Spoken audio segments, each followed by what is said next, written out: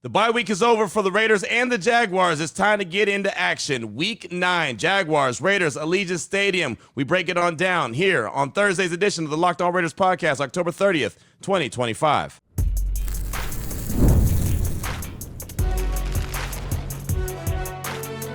You are Locked On NFL Crossover, part of the Locked On Podcast Network. Your team every day. And welcome in, Raider Nation, to another edition of the Locked On Raiders podcast. Thank you so much for making the show your first listen of the day. Definitely appreciate you. If you're catching the show wherever you find your favorite podcast or you're checking us out by way of the YouTube page, you know we appreciate both. Show grows each and every day because of your support and the great job that my man Ari does behind the scenes, making sure we look good and sound good each and every day. So we shout him out. We appreciate him. You can find him on Twitter at Ari Produces. You can hit me up as well at your boy Q254. And if you want to be a part of the show, we got the Locked On Raider podcast voicemail line for you, 707-654-4693. No calls or texts on today's show.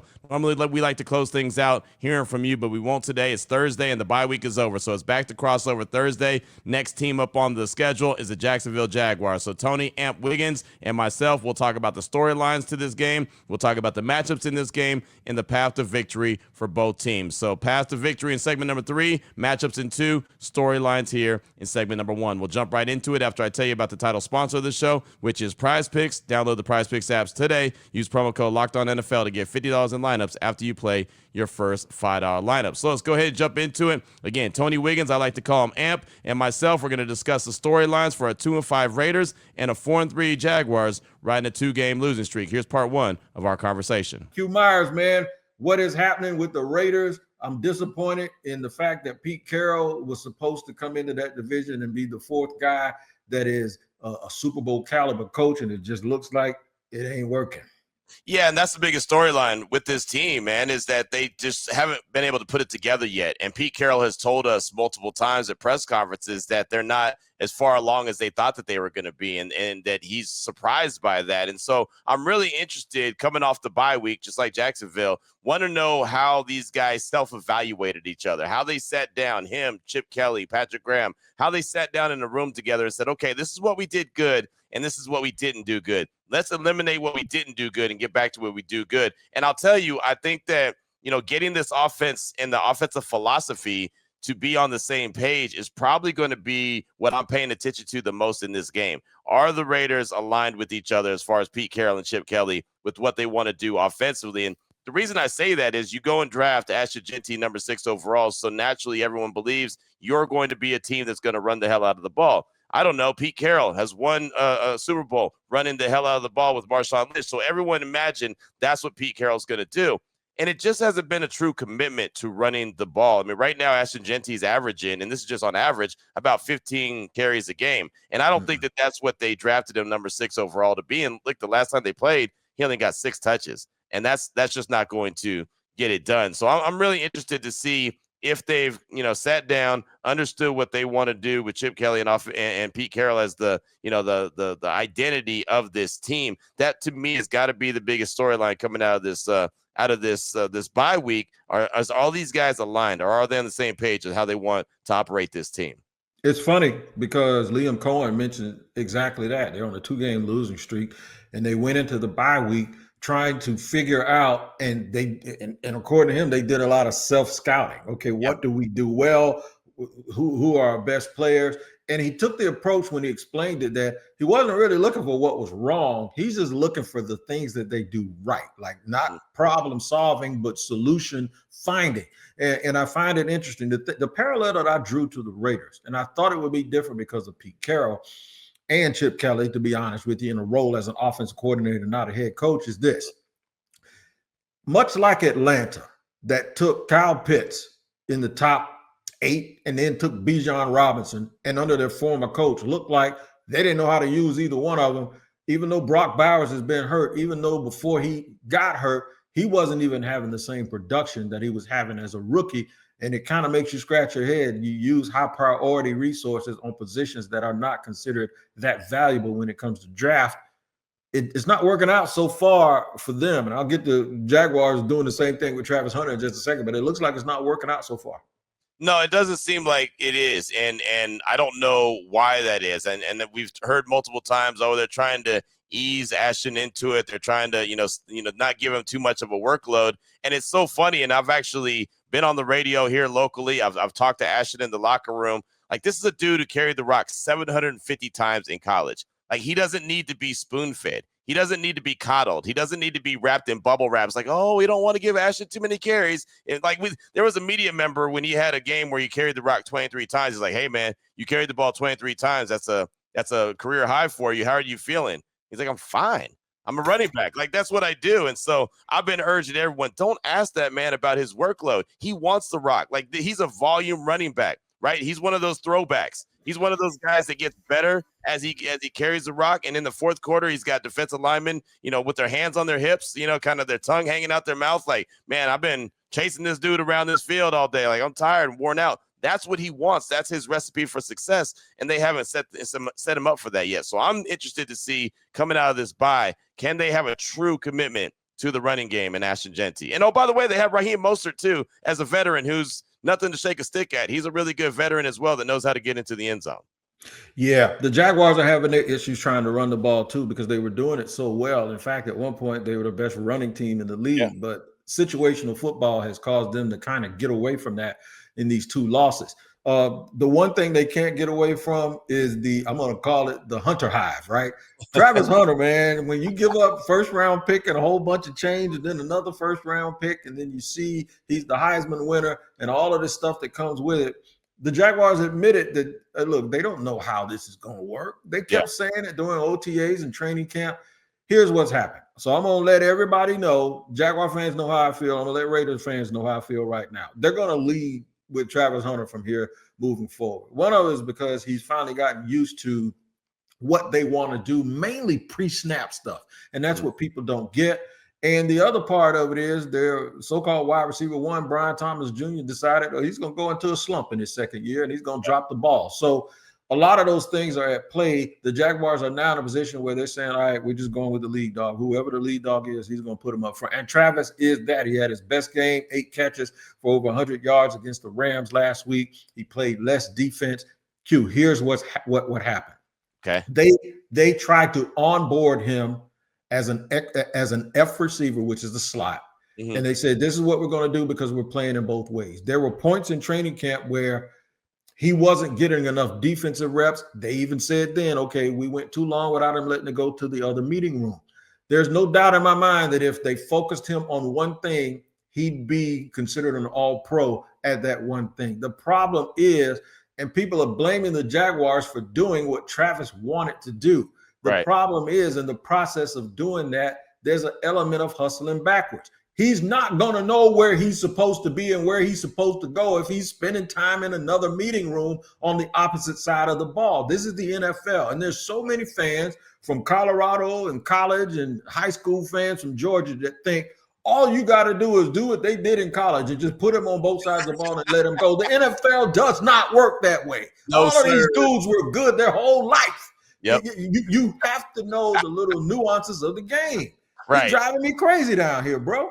I bet. It's so funny, and I'm glad you broke that down. I've always been a guy just from a distance, even watching him at Colorado, I always thought he was a better corner. I did. I always thought he was a better corner, and he could be, a package wide receiver like we've seen with Dion, like we've seen with Charles Woodson, like we've seen with others in the National Football League. That's what my theory and my plan was always for Travis Hunter, wherever he ended up. But I know what he wanted. Like you said, it's not the Jaguars' fault. They're doing what Travis Hunter wanted him to do, and that might not always be the best recipe.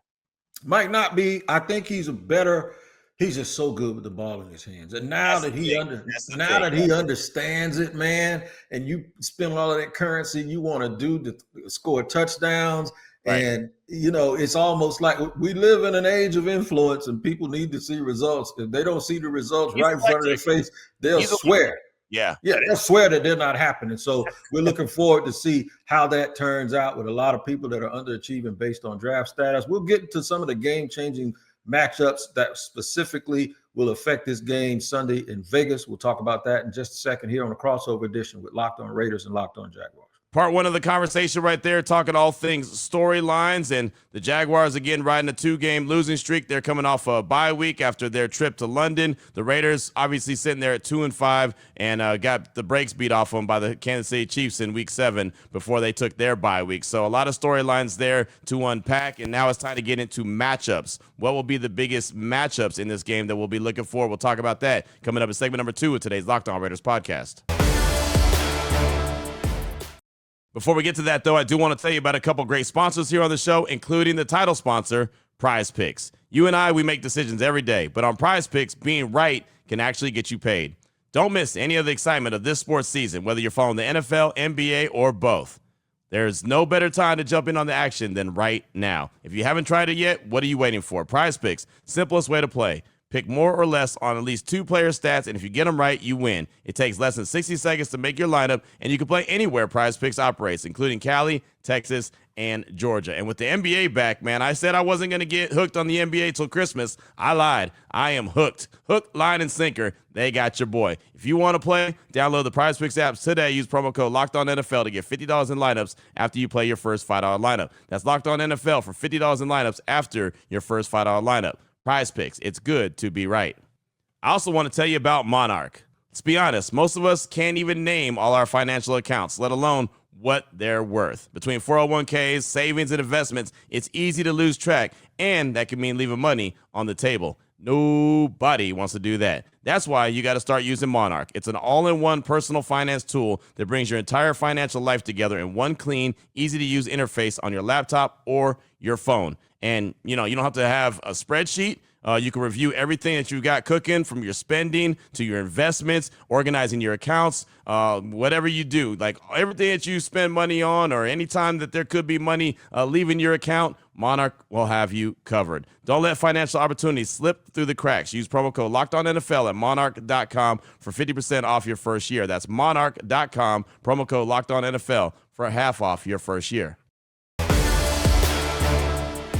All right, Raider Nation, here we go. Segment number 2 of today's Locked On Raiders podcast. You heard all things storylines from Tony Wiggins and myself. He's Locked On Jags. Obviously, I'm Locked On Raiders. Now it's time to get into the matchups. What will be the key matchups that we're looking for in this game? Raiders versus Jags at Allegiant Stadium, Week 9. Let's go ahead and jump into it right now. All right, moving and grooving with my man Q Myers from Locked On Raiders. Talking about game-changing matchups. Coming off the bye, the Jaguars have struggled to run the football. Some of that has been because of commitment, Q, because I think they outsmarted themselves a little bit. They went to a game with Seattle where Seattle had 3 DBs missing. So they said, we're going to throw the ball, forgetting that Seattle's front 7 can rush the passer, and the Jaguars' offensive line was a little bit banged up. Then they went to the Rams game thinking the Rams' weakness is their secondary. And both teams sacked them 7 times. So they have to play back to their strengths, which is running the football, getting the run going, creating bigger windows between the linebackers and the DBs for Trevor Lawrence to make those passes. And hopefully the Jaguars can catch them this week and get back to being exactly who they are. But this game, to me, is going to tell them more about who they are than anything. Coming off of a bye, the Raiders are a bad football team, top 5 worst team so far on paper. If you lose this game, everything that you have worked for goes back to ground zero, in my opinion. Yeah, no, you're right about that. And I love the matchup that you're looking at and really looking for the Jaguars to kind of get back on track and being who they are with running the ball, because this leads right to where the Raiders, I think, best matchup is. They're good at stopping the run. Like that's what they're good at. If there's an element where you can say they're good because they're 2-5, so there's not a whole lot of, hey, they're good, but that's how the defense is built. That's probably the best way to put it. They are built to stop the run first. Adam Butler, Tyree Wilson, Max Crosby, Malcolm Kuntz, those guys, even the linebackers, Landon Roberts, Devin White, Jamal Adams, those guys are built to come downhill and stop the run, and then give the guys like Max Crosby and Malcolm Kuntz an opportunity to, pin their ears back and get to the quarterback a little bit later. So if the Jaguars try to get back to who they are and try to have an emphasis on running the ball, and I know they were really good at running the ball early in the season, and the Raiders can key in on that and try to slow them down, then maybe all of a sudden you turn this into one of these one-dimensional games where Liam Cohen starts calling a lot of these pass plays. And then the matchup is, can the Raiders secondary match up with the wide receivers, Travis Hunter, obviously, as well, with the Jaguars? That's when that question comes in, because there's some questions there with the Raiders in their secondary. Eric Stokes has been playing really well. He's on a one-year deal. He was a former first-round pick out of Green Bay, but there's questions on the other side. Quarterbacks have been targeting Caillou Blue Kelly, and he's been giving it up, right? He hasn't been playing very well. Darian Porter, he's a rookie. Maybe he'll get a little bit of burn, but he's still a rookie, right? So he's still trying to learn. And the safeties in the back end haven't necessarily been, sideline to sideline, knocking balls down and getting interceptions and breaking up passes. Like, it hasn't happened. So there's a lot of questions there. But I think one of the most intriguing matchups is going to be in the trenches. Can the Raiders and that defensive line and them linebackers, can they come downhill strong and slow down the Jaguars' rushing attack? And if they can, they're going to give themselves at least a chance defensively to slow down Jacksonville.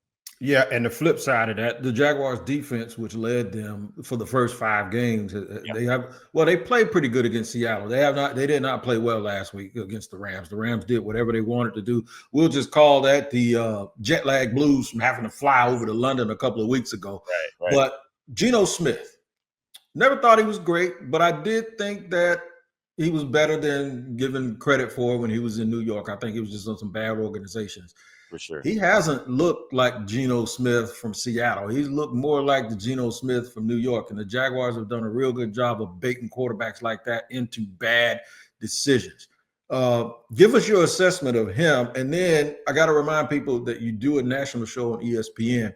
And I always get on ESPN people about Trevor Lawrence, but look, some of the stuff that they say is correct. Tell us about Geno, and then tell us about what the perception is of Trevor Lawrence from somebody that's not local here in Jacksonville. Well, Geno he's been disappointing. Just be honest. He's been disappointed when the Raiders went out and gave up a 3rd-round pick for him, and he's turned in this type of performance and is leading the league in interception with 10 interceptions right now. That's not okay. That's not what he's been, built to do. And honestly, Wig, this is what scares me about this game is the fact that the Jaguars were really good at creating turnovers.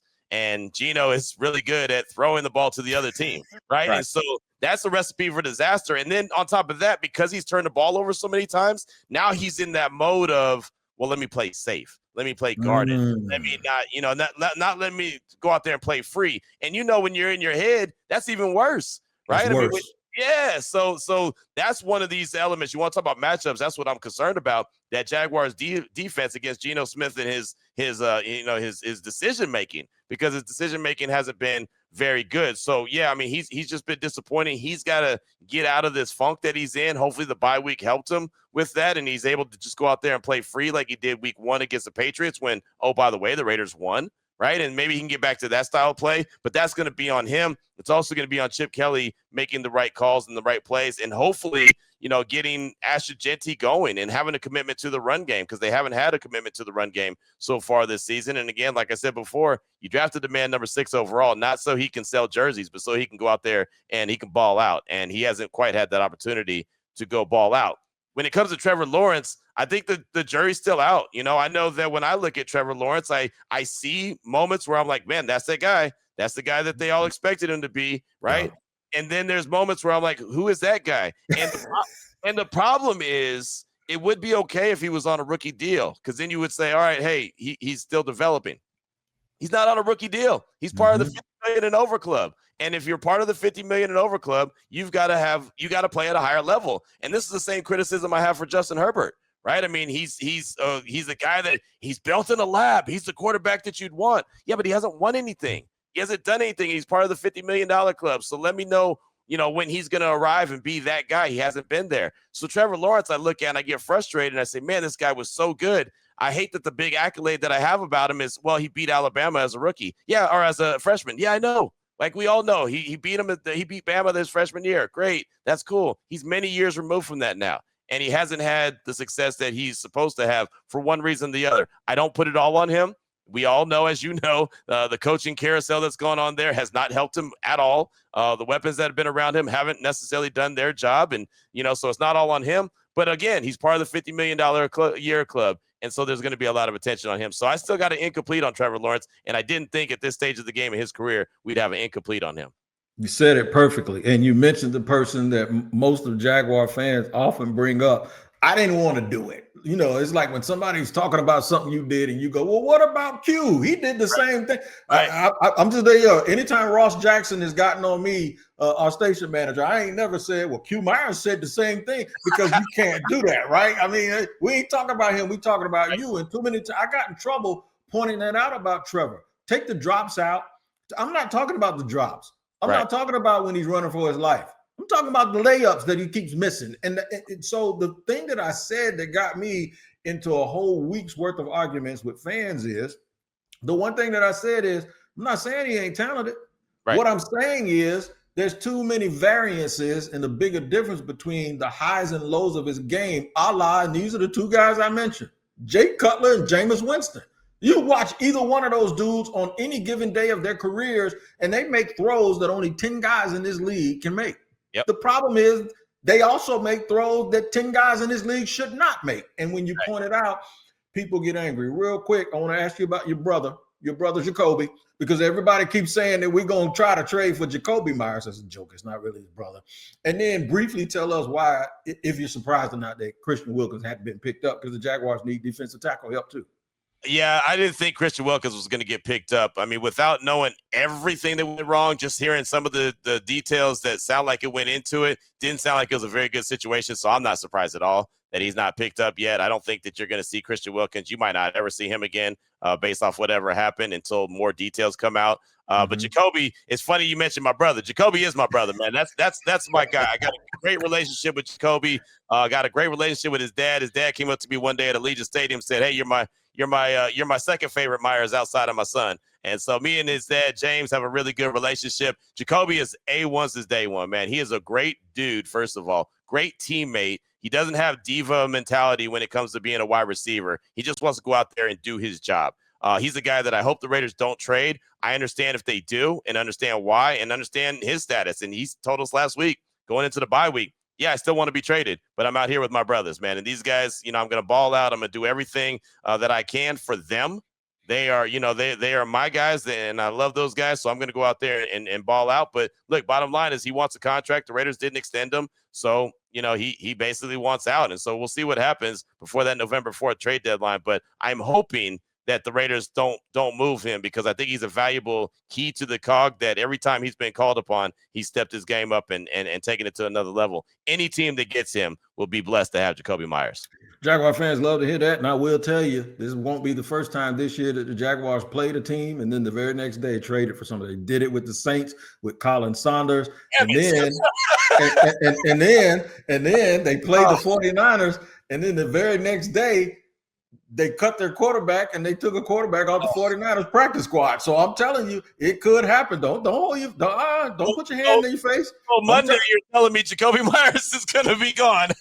Dude, Jacoby Myers might be on a plane leaving Vegas coming back to Jacksonville with the Jaguars. Ain't no telling. We'll talk about that and more. We're going to get a game prediction and the winning formula here in the third and final segment of our crossover, presented by PrizePicks here on Locked On Jaguars and Locked On Raiders. So we hit you with the matchups. We hit you with the storylines before that. Coming up next, path to victory. What will it take for the Raiders to improve to 3-5? What will it take for the Jacksonville Jaguars to snap their 2-game losing streak? You'll hear that coming up. Segment number 3 of today's Locked On Raiders podcast. Before we get to that, though, I do want to tell you about another great sponsor we have on the show, and that is Mazda. Mazda crafts cars for those who do more than simply move. Mazda, they deliver confidence with every ride, with more IIHS Top Safety Pick awards than anyone else. That's as of August 2025. From footwork to breathwork, athletes, they sweat all the details. Well, Mazda, they bring that same intention and intensity to how they craft every single model. You can feel Japanese craftsmanship in every single detail. The metallic accents, the available Napa leather upholstery, you're going to love it. You can make everyday drives feel like anything but. From smooth handling to great controls. With all-wheel drive standard in every crossover SUV, you could drive with confidence through almost any season. Like the players, Mazda sweats every detail, because when you make every move count, impossible becomes irrelevant. Mazda, move and be moved.